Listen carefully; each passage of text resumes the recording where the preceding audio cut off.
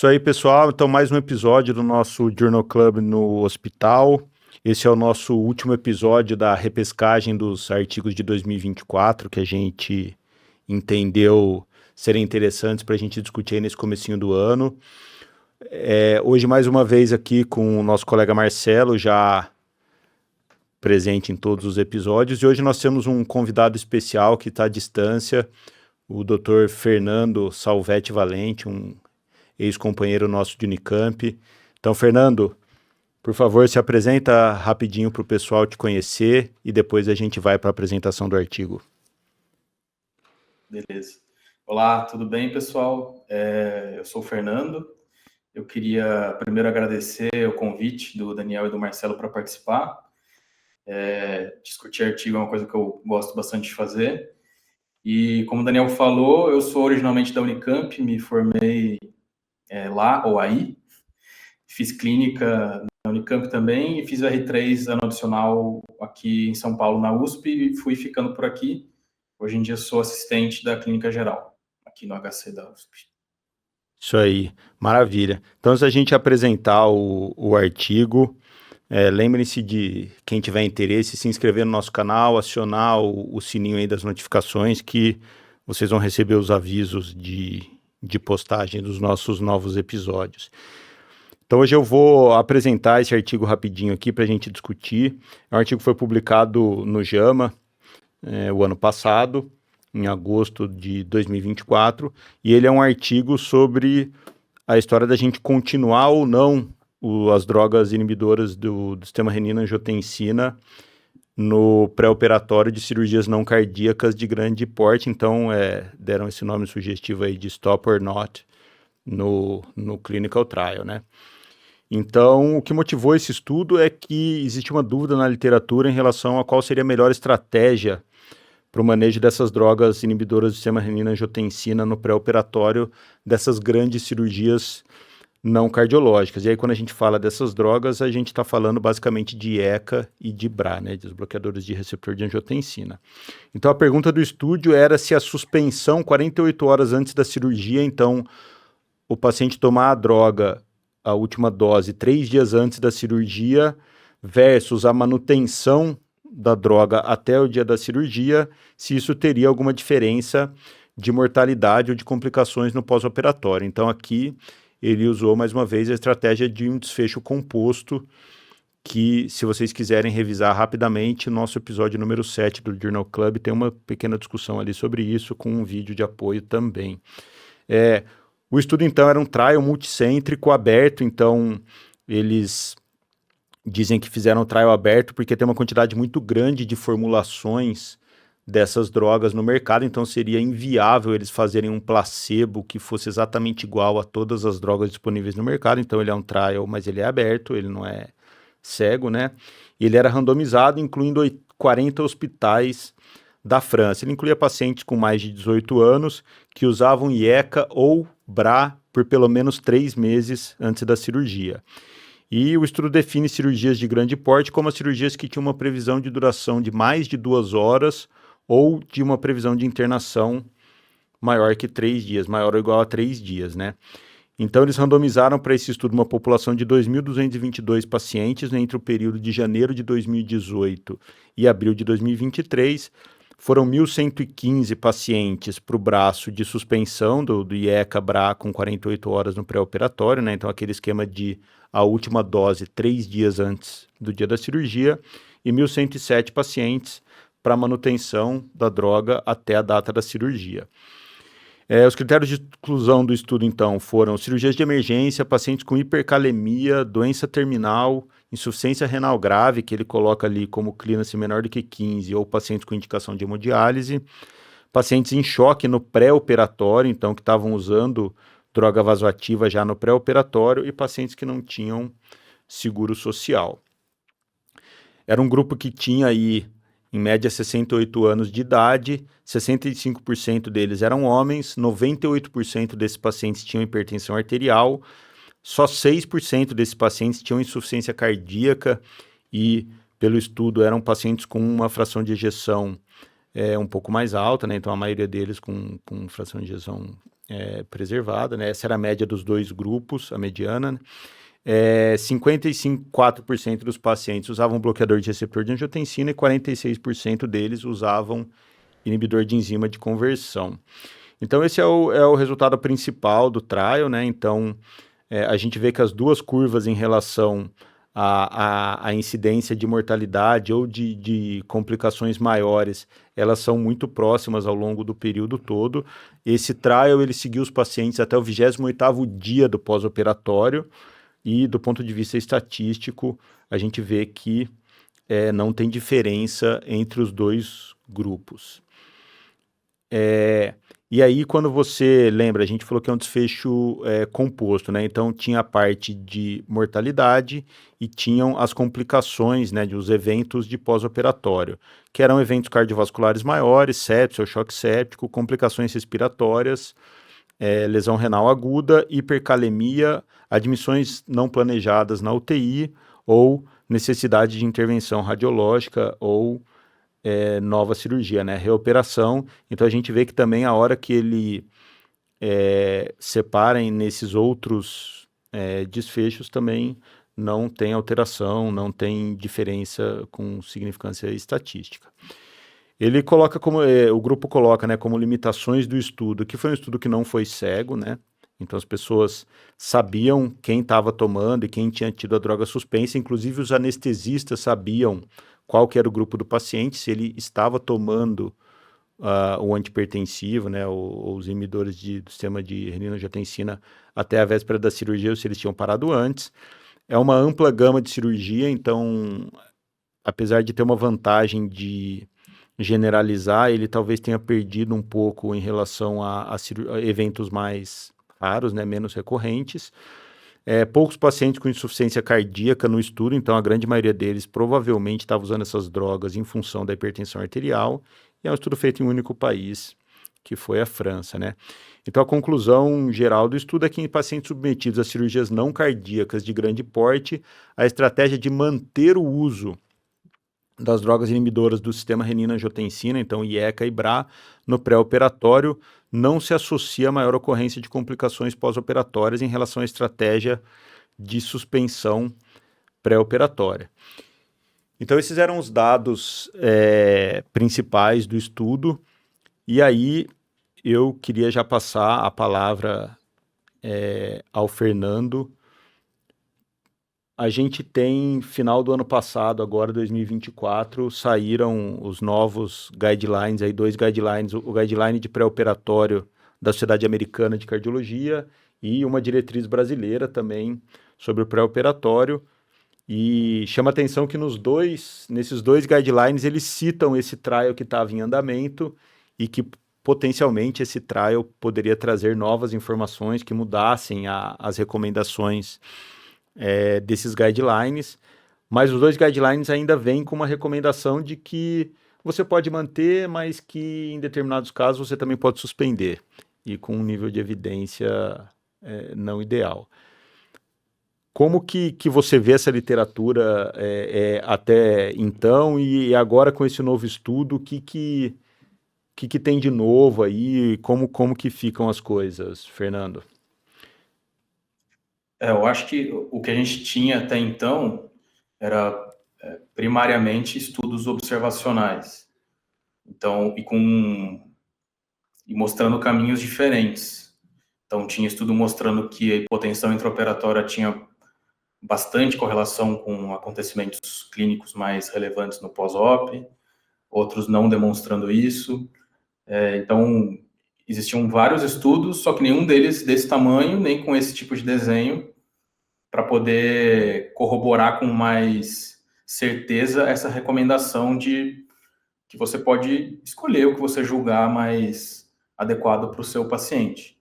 Eu acho que se eu tivesse que adivinhar o que vai acontecer no próximo guideline, eu acho que a recomendação vai ser igual, só que feita com mais certeza. Acho que não deve mudar assim a recomendação, provavelmente. Entendi. Marcelo, o que nesse estudo assim te chamou a atenção em relação a tanto ao desenho metodológico, que a gente já viu que ele é um trial, então ele é um estudo que tem uma força interessante do ponto de vista de estatística, né? Mas o que mais que te chama a atenção em relação aos resultados do estudo e ao desenho como um todo? Eu achei interessante que, além de ser um desfecho composto, que a gente já conversou no outro episódio aqui do Journal Club, né, que aumenta a nossa possibilidade de análise estatística, ter mais de um desfecho sendo analisado enquanto desfecho primário, né, aumenta o nosso N de possibilidades de avaliação. Lá para o fim do artigo, eles colocam, inclusive, um parágrafo só, são 4 linhas, mas que eu acho que é de uma importância bem significativa dentro do estudo, que ele coloca que tanto o grupo de intenção de tratar quanto o grupo por protocolo, eles tiveram o mesmo desfecho aí de não ter diferença você suspender ou não aí a medicação no pré-operatório.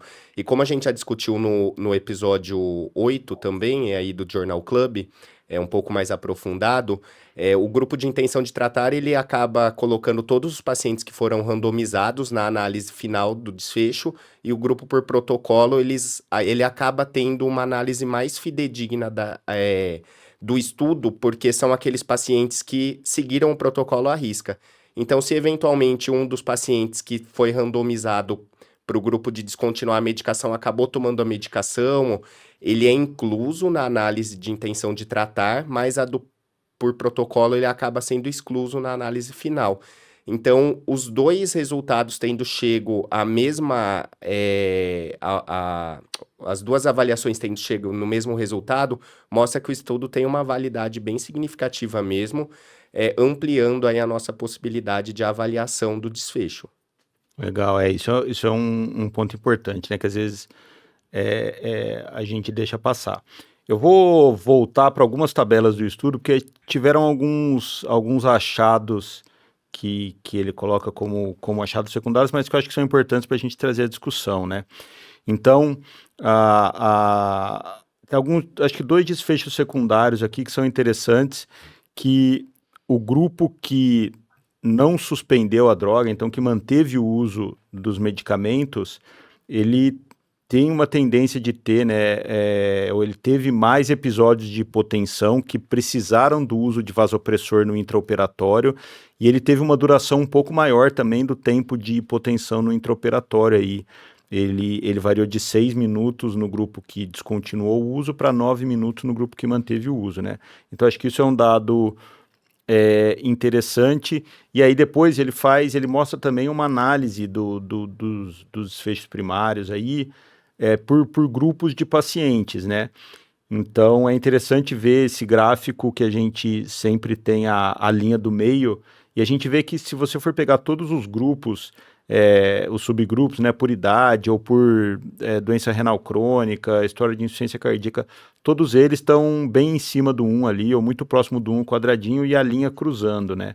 Então, mostrando que, de fato, independente do grupo que esse paciente se enquadra, independente do tipo de cirurgia que ele fez, o resultado parece ser semelhante, em que pese alguns desses grupos, aí, principalmente dos tipos de cirurgia, terem um N muito baixo, né? Isso ele coloca em relação ao estudo. Então, esses foram alguns desfechos secundários. Fernando, eu acho que a gente tinha conversado um pouco, essa questão da ocorrência de hipotensão no intraoperatório, do aumento do uso de drogas vasoativas. Como você vê esse resultado e o que você leva desse resultado para sua tomada de decisão em relação a manter ou suspender, já que aparentemente tanto faz manter ou suspender, né? Mas esse resultado específico da hipotensão, do uso de vasopressor, o que se interfere na tua tomada de decisão? Então, a hipotensão aqui, eu pensaria nela como um desfecho substituto. Então, o que é isso? É um desfecho que ele substitui o desfecho que, na realidade, eu estou interessado. E eu acho que um jeito mais legal de pensar nisso, para mim, é você pensar no que é importante para o paciente. Porque para o paciente, se ele fez hipotensão no intraoperatório ou não, não importa. Isso só vai importar se isso se desdobrar em piores desfechos clínicos que ele perceba e que gerem dano para ele. Ele não, se ninguém contar para ele, nem vai saber se ele ficou hipotenso ou não no intraoperatório. Então, uma das coisas que eu tirei desse trabalho, no fim das contas, foi que, no contexto perioperatório, nesses hospitais da França aí, do jeito que eles lidam com isso no intraoperatório, hipotensão no intra-op não parece ser um bom desfecho substituto para desfechos clínicos no pós-op. Então, claro, aí já pensando em como traduzir isso para a nossa prática, se eu estou num contexto em que eu tenho mais receio em relação a quão robusta vai ser a resposta do anestesista no intraoperatório à hipotensão que o meu paciente faz, e aí eu achar que ele tem um risco maior de fazer muitos minutos a mais de hipotensão, porque se a gente lembrar da outra tabela, era 6 minutos num grupo e 9 no outro, então a hipotensão lidaram com ela bastante rápido, se a gente for pensar. Então, se eu tiver esse receio, eu tenderia mais a suspender, já que não muda desfecho clínico. Ou eu posso optar por manter, mas ter uma conversa com o anestesista e falar, o paciente usa um enalapril, tem mais risco de fazer hipotensão no intra-op, acho que vale a pena ficar um pouco mais de olho nisso, né, pra gente, enfim, não correr o risco de ficar muito mais minutos hipotenso, e daí eu não tenho a resposta se ficar meia hora, 40 minutos hipotenso, e daí depois isso, aí sim, geraria algum desfecho ruim para o paciente, como fazer uma lesão renal aguda, algo nesse sentido.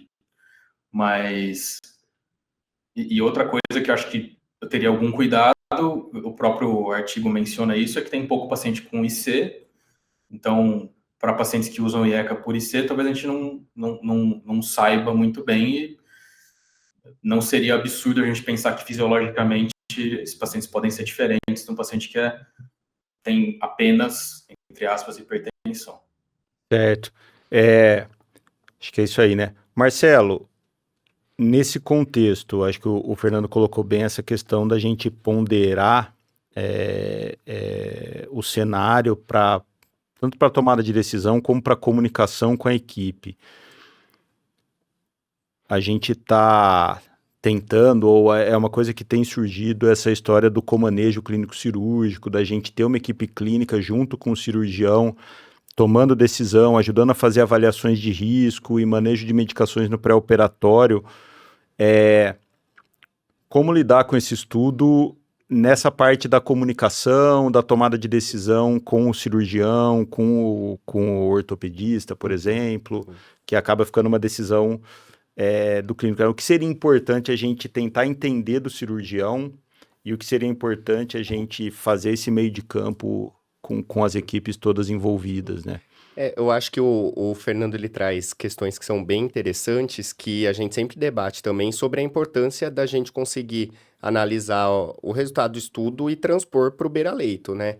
E daí eu acho que o estudo é espetacular, muito interessante, mas para o ambiente hospitalar, e daí só um adendo que eu acho que é interessante, que talvez muita gente que esteja assistindo a gente não sabe que o comanejo perioperatório por um médico internista altera muito o desfecho, não só do paciente, mas em termos de gestão hospitalar também, né?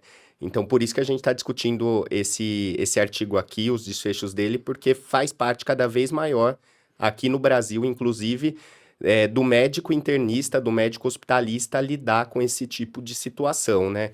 E daí eu acho que são situações que eu acho que uma coisa que poderia ser amplificada do estudo também é entender, por exemplo, esses episódios de hipotensão, eles não estão relacionados com o desfecho do paciente, mas será que aumenta tempo de internação hospitalar? Por uma piora de função renal? Tô elucubrando aqui, mas porque são coisas interessantes também de se entender do ponto de vista de gestão, né?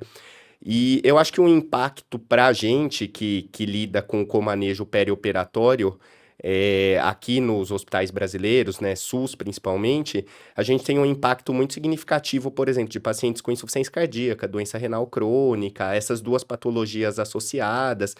Então, eu acho que esse estudo traz elementos interessantes, mas na hora que a gente vai avaliar, por exemplo, o perioperatório do paciente internado, talvez isso seja um pouco diferente do perioperatório daquele paciente que a gente consegue fazer a avaliação ambulatorial, programar a suspensão das medicações ou a continuidade delas. No intra-hospitalar, eu acho que isso traz dados para a gente que são importantes, mas que a gente precisa ter um cuidado maior aí na análise e na indicação também dessa situação.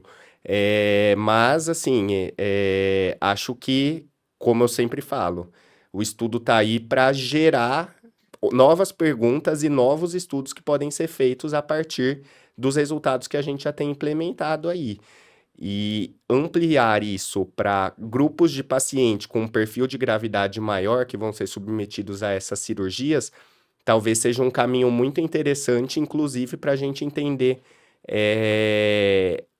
o paciente na internação, como ele se comporta dessa maneira, se vai fazer diferença ou não no clinicamente esse tempo de hipotensão, por exemplo, como isso vai ser revertido. Então, eu acho que é um estudo muito interessante, muito importante e que abre muitos outros questionamentos para a gente que está cada vez mais tendo uma atuação mais significativa nessa parte do comanejo. E eu acho que a decisão acaba sendo uma decisão da equipe toda, né?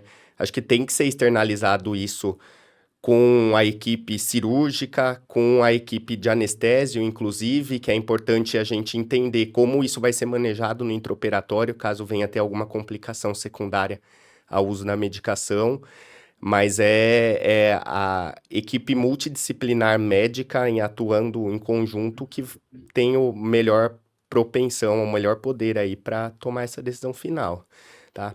Daí, só para quebrar um pouco a formalidade, só queria fazer um comentário que tem a ver com a questão internista. Eu e o Fernando fomos dupla de residência aqui na Unicamp. Nós éramos parte de um trio, mas nós dois decidimos ficar na medicina interna, isso há 10 anos, 11 anos, né? Foi 2014. E o Fer aí foi para a USP, eu fiquei na Unicamp, então hoje tá sendo um dia muito massa, assim, muito legal da gente tá podendo fazer isso em conjunto, que há 11 anos atrás eu acho que a gente nem imaginava que a gente estaria atuando onde a gente está, que o campo cresceu muito da medicina interna, né? E ainda mais está compartilhando aí essas atividades em conjunto. Boa, retomando a parceria. Espero que tenham outros episódios aí. Eu acho que vocês dois colocaram pontos importantes aqui, né? Eu acho que primeiro, essa coisa da gente entender que isso aqui foi um trial feito com pacientes que estavam ambulatoriais e internaram para uma cirurgia eletiva. Talvez não dê para a gente extrapolar para o paciente que já está internado e está esperando uma cirurgia, ou é uma cirurgia que não é uma cirurgia eletiva, e que eventualmente já tenha outras complicações. A gente tem que tomar cuidado para separar isso. Um segundo ponto que acho que o Fernando colocou, cuidado com os pacientes que usam IECA ou BRA para insuficiência cardíaca, não propriamente para hipertensão, porque esses pacientes estão subrepresentados nesse estudo e as recomendações que se tem na literatura para a gente manter as drogas relacionadas à insuficiência cardíaca e não fazer esse tipo de suspensão nesse cenário clínico específico. E eu acho que é importante salientar uma coisa que o estudo coloca, é que esses pacientes, eles retomavam o uso da droga na primeira oportunidade possível. Então, terminou a cirurgia, deu tudo certo, teu paciente está estável, não teve nenhuma complicação, na primeira oportunidade, volte às medicações que você suspendeu no pré-operatório, e se não tiver contraindicação, para você também evitar complicações outras associadas à hipertensão no pós-operatório e tal, né? Isso aí, muito legal. Então, assim, para a gente finalizar, aquela clássica pergunta, Fernando e Marcelo, muda alguma coisa na prática do dia a dia? Ou a gente vocês já fazem mais ou menos isso aí, já tem esse tipo de decisão? O que esse estudo muda na beira do leito para vocês? Fernando? Bom, primeiro eu queria falar também que para mim é muito legal estar aqui. Acho que 11 anos atrás a gente tinha muita esperança na medicina interna, e continua tendo, mas a gente vê que parte dessa esperança já se traduziu em resultados, né? Nossos e das pessoas que estão à nossa volta e que têm acreditam nas mesmas coisas que a gente. Em relação à prática, assim, estudos, assim, ensaio clínico, eu sempre olho como a prova de algum conceito. Então, eu acho que esse trial provou para mim o conceito de que, em termos de desfechos duros, tanto faz manter ou suspender na média. Agora, eu vou olhar para o meu paciente. Então, por exemplo, tem uma tabela que eu não lembro se é no suplemento, que ele mostra como que estava a pressão desses pacientes logo antes de operarem, era uma sistólica de 140, mais ou menos, algo assim. Então, por exemplo, se eu tenho um paciente que chega com a sistólica mais bem controlada que isso, então tá lá 100, 110, vai fazer uma cirurgia ortopédica que sangra 1,5 litro em geral. Talvez nesse paciente eu vai individualizar a decisão mais no caminho de suspender. Em outro paciente que chegue mais hipertenso e tal, eu vá individualizar a decisão no sentido de manter. Então, eu saber que na média não tem diferença, por mais que possa parecer um resultado frustrante, de alguma forma me deixa mais livre para individualizar, já que não vai fazer tanta diferença, eu vou colocar a chance a favor do meu paciente em situações muito específicas. E aí, Marcelo?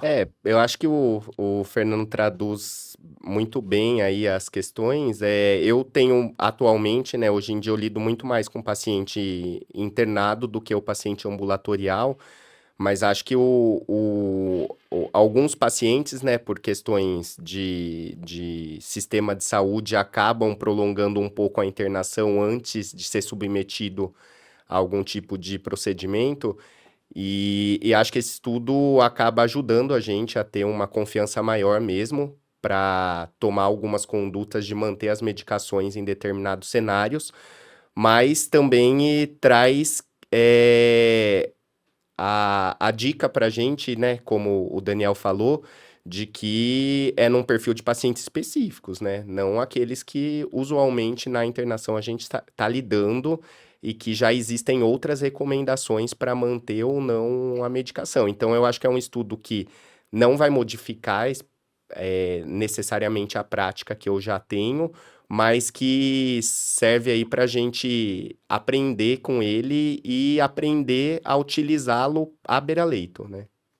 Que eu acho que é o mais importante para o internista, é saber pegar a evidência e conseguir analisar o seu paciente a partir da evidência existente. Maravilha.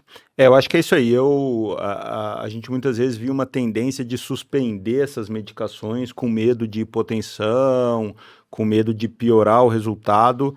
E aí o que a gente vê é que muitas vezes esse paciente internava e às vezes a cirurgia era suspensa porque o paciente estava hipertenso e porque tinha problema. Então, assim, agora eu acho que a gente tem uma segurança para manter o paciente em uso das medicações.